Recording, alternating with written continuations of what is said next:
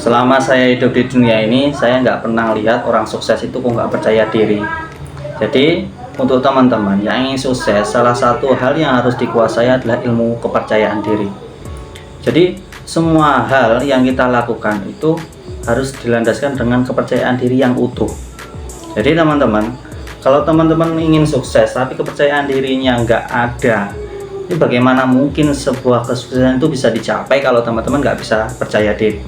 Saya perumpamakan sebuah bangunan ya. Jadi kepercayaan diri itu bagikan sebuah fondasi. Jadi kalau teman-teman bangun sebuah bangunan kesuksesan tapi fondasinya nggak kuat, nggak punya kepercayaan diri yang kuat, nggak mungkin bangunan itu akan berdiri kokoh dan mewah. Begitupun juga dengan kesuksesan teman-teman. Kalau teman-teman nggak punya kepercayaan diri yang utuh, nggak mungkin teman-teman bisa jadi sukses. Coba lihat di mana-mana. Apa ada orang sukses, orang kaya, orang berpangkat, kok nggak punya kepercayaan diri?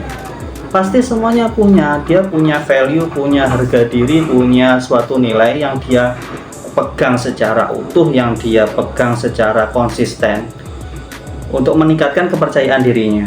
Maka di sini saya akan nge-share beberapa mindset, pola pikir yang saya terapkan di kehidupan saya sehingga saya bisa membentuk kepercayaan diri saya selama ini. Jadi kalau teman-teman sudah punya kepercayaan diri yang utuh, insya Allah perjalanan kesuksesan teman-teman akan lebih mudah, akan lebih terarah, dan tidak akan tergoyahkan. Oke, untuk mindset pertama, untuk bagi teman-teman yang ingin membentuk kepercayaan diri, jadi biar nggak minder, yang pertama adalah mindset bahwasanya setiap manusia itu unik. Ya, sadari bahwasanya setiap manusia itu beda-beda, nggak ada yang sama. Jadi sadari saja, bayangkan ya, ada sebuah hewan itu kan berbeda-beda. Ada ikan, ada anjing, ada kera, ada kuda. Kita nggak bisa semua kita posisinya menjadi sebuah ikan kalau kita menjadi sebuah hewan ya. Kalau teman-teman jadi sebuah ikan, nggak mungkin teman-teman bisa manjat seperti kera. Kalau teman-teman jadi kera, nggak mungkin teman-teman bisa berenang melewati arus lautan seperti halnya ikan. Maka teman-teman harus menyadari posisi teman-teman itu seperti apa, kondisinya seperti apa. Nah, itu bisa membuat kepercayaan diri teman-teman timbul. Karena apa? Karena kita menyadari bahwa kita orangnya seperti ini, kita orangnya punya kelebihan semacam ini, kita punya kekurangan semacam ini. Dan karena kita aware dengan kekurangan dan kelebihan yang ada dalam diri kita bisa membentuk kepercayaan diri lebih utuh. Oh, saya orangnya semacam ini. Oh, nah, kalau kita menyadari kita orangnya semacam ini, gak perlu kita membanding-bandingkan dengan orang lain. Nah, itu membuat kepercayaan diri kita menjadi utuh. Kalau teman-teman menyadari bahwasanya teman-teman unik dengan keunikan teman-teman, ya contoh kalau teman-teman karakter orang yang jujur, karakter orang yang belak-belakan, ya udah gitu aja, gak usah terlalu dirubah-rubah ingin menjadi sosok yang seperti yang lain, yang sok elegan, yang sok berkarisma.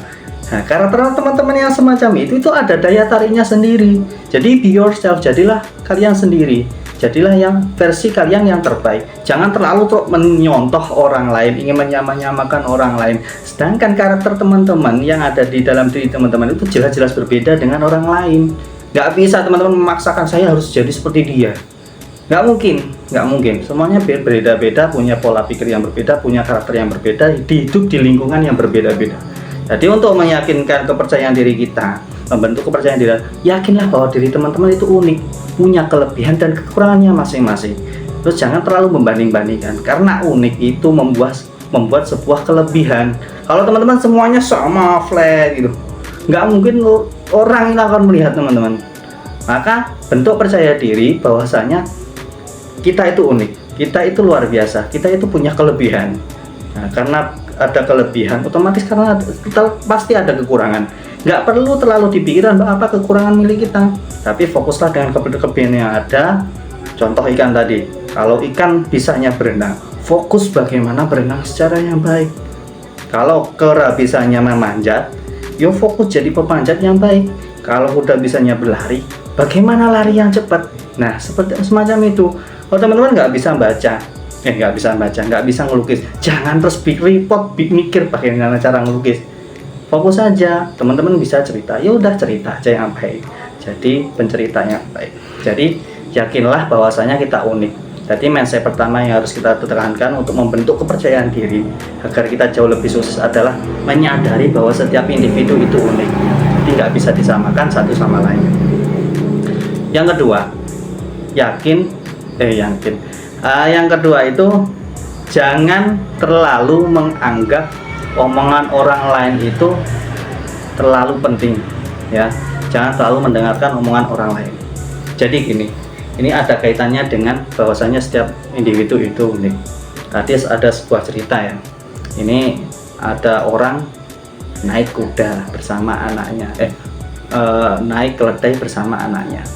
Ya, jadi ada orang tua, seorang ayah, keledai dan anaknya. Mereka berkendara berketiganya. Nah, ketika orang tua menaiki keledai ini, kemudian anaknya mengikuti di sampingnya. Ada orang lain berkata, kenapa sih orang tua itu kok menaiki keledai, anaknya kok malah suruh jalan? Kok nggak punya berperi kemanusiaan seorang ayah kok membiarkan anaknya berjalan mengikuti dia, sedangkan dia orangnya tua malah menaiki keledai. Nah, karena dia mendengarkan omongan orang lain, nah dia kemudian turun mengikuti omongan orang lain. Jadi anaknya suruh naik keledai, jadi keledai itu dinaiki anaknya, ayahnya ngikuti sampingnya. Nah, setelah berjalan beberapa lama, nah itu ada orang lain berkata lagi, ya Allah, ini anak kok nggak punya adab ya. Dia naiki keledai, kemudian ayahnya mengikuti di sampingnya. Seharusnya sebagai anak itu harus punya adab. Seharusnya orang yang tua yang dinaikkan keledai dan anaknya yang ikuti. Nah, karena omongan ini dia dengar, dia turun anaknya. Kemudian nggak ada yang naik karena takut kalau yang naik ayahnya dikatakan nggak berpernikahan, nggak peduli kepada anaknya. Kalau yang naik anaknya nanti katanya nggak punya sopan santun kepada orang tuanya. Kemudian ini dituntun keledainya nggak dinaiki. Nah, setelah beberapa lama ada orang lain komentar, ini orang apa bodoh atau gimana sih? Kok ada keledai fungsinya untuk dinaiki, kok nggak ada yang naiki? Nah, karena orang ini mendengar omongan orang lain lagi, kemudian mereka berpikir, ya udah kita naiki bareng-bareng. Nah, keledai satu kecil dinaiki ayah sama anaknya. Karena sudah dinaiki bareng-bareng, kemudian berjalan agak jauh, ada orang yang berkata, ya ini ada keledai kok kecil banget, tapi kok dinaiki orang tua sama anaknya, kok nggak berberi kehewanan sih. Nah, karena mendengar ini, lah mereka berdua terus turun, apa kita gendong aja. Kemudian digendong keledainya sama ayahnya. Sampai beberapa jalan kemudian ada orang berkomentar, ini orang gila karena kok ada keledai seharusnya dinaik kok malah digendong. Nah, apa pelajaran yang bisa kita ambil dari kisah tersebut? Bahwasanya setiap omongan orang lain itu sebenarnya nggak begitu penting untuk kita respon. Mau kita berusaha sebaik apapun, mau kita melakukan hal apapun, kalau orang yang namanya nggak suka, ya sudah nggak suka aja. Mau komentar aja, nyalain aja. Jadi nggak perlu teman-teman terlalu mengkhawatirkan omongan orang lain, mengkhawatirkan perilaku orang lain. Itu nggak penting. Fokus aja dengan apa yang sudah teman-teman lakukan.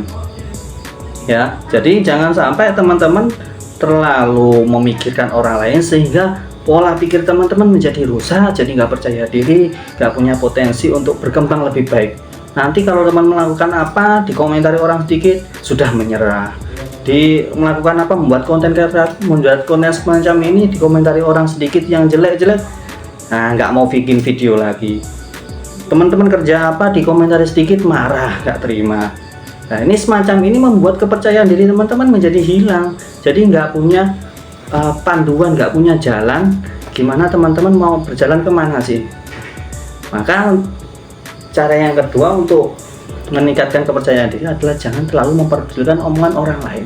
Orang lain sebenarnya kan punya cuma ngomong aja kan, nggak mungkin mereka akan membantu kita kan, nggak mungkin. Jadi ya cuma andil ngomong, karena orang ngomong itu lebih mudah daripada orang yang kerja. Jadi teman-teman nggak perlu terlalu mengkhawatirkan oleh omongan-omongan orang yang di samping kita. Kalaupun itu memang baik, ya kita berusaha untuk memperbaiki. Kalaupun memang itu nggak sesuai dengan apa yang kita lakukan, apalagi berupa fitnah, tuduhan, ngawur-ngawur semacam itu, nggak perlu kita terlalu effort menanggapi orang-orang semacam ini, karena ini membuat mental kita menjadi rusak, jadi nggak percaya diri, dan kesuksesan teman-teman akan jadi lebih sulit karena terlalu menanggapi orang-orang semacam ini. Yang ketiga, Ya, jadi kan yang pertama tadi bahwasanya setiap manusia itu unik ya. Yang kedua, jangan terlalu menanggapi omongan orang lain. Yang ketiga ini bersyukur. Kenapa kok bersyukur bisa meningkatkan kepercayaan diri? Jadi semacam ini. Kadang bersyukur itu salah ya kalau kita bersyukur ketika kita belum melakukan hal apapun. Teman-teman nggak kerja, terus nggak ngapa-ngapain, nggak buat bisnis, nggak buat konten, nggak ada ikhtiar apapun lah, nggak pernah baca buku. Tapi teman-teman sudah bersyukur ya, saya memang orangnya semacam ini, nggak bisa apa-apa saja. Ini bersyukur yang buruk. Nah, bersyukur yang baik untuk membentuk kepercayaan diri adalah bersyukur ketika kita sudah melakukan hal terbaik di hari ini. Ya, di hari ini. Jangan repot memikirkan masa lalu ataupun masa depan yang belum jelas. Fokus saja dengan hari ini. Kalau teman-teman hari ini sudah melakukan hal terbaik, sudah belajar dengan baik, kemudian sudah bekerja dengan baik, kemudian itu bersyukur. Nah, itu akan meningkatkan kepercayaan diri. Karena apa? Kita sudah melakukan hal terbaik, kita sudah effort melakukan hal yang terbaik, kemudian kita serahkan semuanya kepada Tuhan, kepada Allah. Untuk teman-teman yang beragama lain, ya kepada Tuhan teman-teman masing-masing ya. Jadi kalau kita sudah melakukan hal terbaik, ya pasrahkan, syukur aja. Nah, masalah hasil itu kan urusan akhir ya, urusan nanti gimana kita akan jadinya. Tapi yang penting kita sudah melakukan yang terbaik, kemudian bersyukur. Nah, ini akan membuat kita percaya diri. Oh, saya sudah melakukan hal terbaik. Mau nggak mau kan ini yang bisa saya lakukan ya melakukan yang terbaik. Soal hasil kan nanti urusan akhir. Nah, semacam itu. Ini membuat kepercayaan diri menjadi tumbuh. Jadi teman-teman semakin semangat, semakin percaya diri, semakin nggak mudah menyerah. Nah, jadi ini 3 hal yang membuat teman-teman bisa percaya diri dari sisi pemikiran. Jadi jangan sampai teman-teman nggak mengakui bahwa teman-teman itu pribadi yang unik, terlalu memikirkan omongan orang lain, kemudian yang ketiga tidak pernah bersyukur atas usaha yang sudah teman-teman lakukan selama ini. Jadi kalau teman-teman ingin jadi sukses ya perbaiki pola pikirnya dulu. Bagaimana kita menjadi pribadi yang percaya diri, nggak tergoyahkan. Kalau ada sebuah pohon itu ya, kalau pohon itu tinggi tapi akarnya nggak kuat, fondasinya nggak kuat, akarnya nggak kuat, teman-teman otomatis akan gampang tergoyahkan dan akan ambruk, bar gitu cara ngomong. Bar, cara rumah itu kena gempa sedikit sudah hancur lebur. Jangan sampai jadi pribadi-pribadi semacam ini, sudah usaha maksimal tapi kepercayaan dirinya rendah, gagal sedikit sudah mikir, oh saya bukan karakter orang yang sukses, gak bisa jadi orang kaya. Nah, ini membuat teman-teman ya sudah hancur aja, nggak jadi orang yang sukses. Ya, diingat bahwa saya percaya itu termasuk pondasi utama untuk teman-teman jadi orang yang sukses. Semoga teman-teman bisa tercerahkan dengan video ini. Saya harap semoga kita semua menjadi pribadi yang percaya diri dan sukses di masa depan.